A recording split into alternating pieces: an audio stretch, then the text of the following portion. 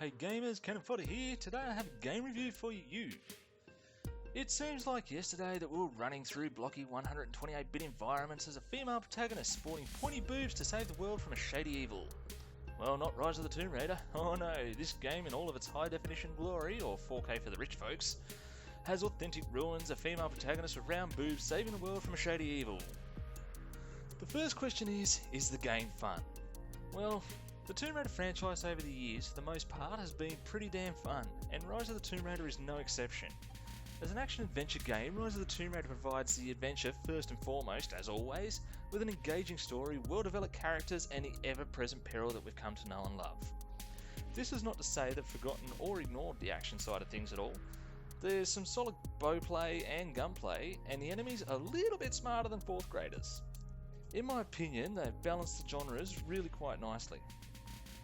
To me, the fun comes from exploring the ruins and finding secrets or unearthing parts of the story to help the game ahead. There's plenty of those in this game, lots of little nooks and crannies to find. Having said that, there is something very satisfying about hearing the thud of arrows hitting a dozen bad dudes doing bad dude stuff. Few people would disagree that being able to Robin Hood your enemies is the coolest thing you can do in a video game. But let's not forget the guns. The pink mist spraying from the bad dude's head from a well-placed headshot also gives you a warm, fuzzy feeling of accomplishment.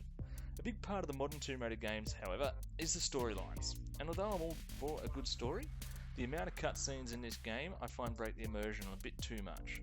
On the upside, you might find yourself catching a case of the feels for some of the characters. So back to the original question, is the game fun? Well, hell yeah, it's fun, so much so that I can see myself playing through multiple times just to try different ways to accomplish tasks. Is Rise of the Tomb Raider creative? This could be a tricky one to answer.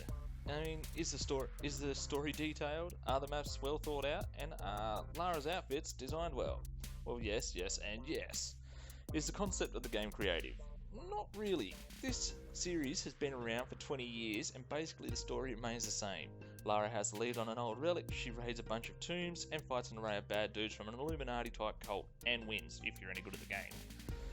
So as far as creativity goes, everything in this game has been well thought out. They have researched the architecture, they have thought about each environment and it's very detailed. But it's still a Tomb Raider game, which is great if you like that kind of thing. And hey, plenty of people do. But as far as creativity goes, it is on the weak side. Rise of the Tomb Raider has several difficulty levels ranging from I just want to watch the story to I never want to finish the game at all, which allows gamers just starting out to sit down, start playing and not die at every obstacle, or for seasoned veterans to go all gung-ho on the harder difficulty levels. If you've played Tomb Raider, then you know that it's always been about solving puzzles and fighting off instant enemies to progress in the game, but it's also been about discovering the Easter eggs. In Rise of the Tomb Raider, there's a bit much hand-holding for my liking, like visual cues of where to go, the shimmering of hidden dig sites, and the objective finder, which essentially gives away the answers to all the puzzles. This to me is a very slippery slope, because it's not really an open world game like G2A or Far Cry where the visual cues are a necessity to find your way. It's more instance, allowing us to explore areas before moving on for any cool little artifacts or special weapons like in the earlier games, as a way of rewarding players for exploring. Instead they've gone the route of everyone gets a prize because you pressed a button mechanic.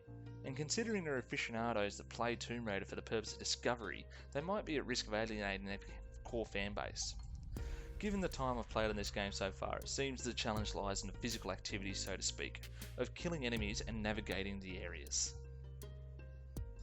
When it comes to the performance of AAA titles lately, I expect it to be released badly optimised and have content missing that should have been included on the release. Happily, I've been surprised with Rise of the Tomb Raider, and the fact that I have not had one lag spike, crash or any bugs that are noticeable is pretty refreshing. On top of that, I'm getting a constant 60 frames per second even when recording at 1080p on my GTX 970. The controls with keyboard and mouse at times can be a little bit unpredictable, particularly when jumping between ledges when Lara decides that she's had enough and plummets to the bottom of whatever cliff face she happens to be on. Apart from that, however, the controls are very responsive, they're pretty smooth, and for the most part intuitive if you played a PC game in the last 10 years. The game is definitely fun and obviously had a lot of time put into the PC version to get it to work correctly, and if you're a fan of the story-driven games and a fan of the Tomb Raider series in general, then you would likely get plenty of enjoyment out of this game. I for one have and will continue to dig this game as I've been a huge fan of the Tomb Raider series since day one, and most likely will be as long as Square Enix continues to make this a quality game. So I have a question for you guys. Let me know in the comments below if you've played Rise of the Tomb Raider and what you think of it, or what you think they could improve in the game. That's it from me right now, guys, so if you like what you saw, leave a like or subscribe, and see you in the next one.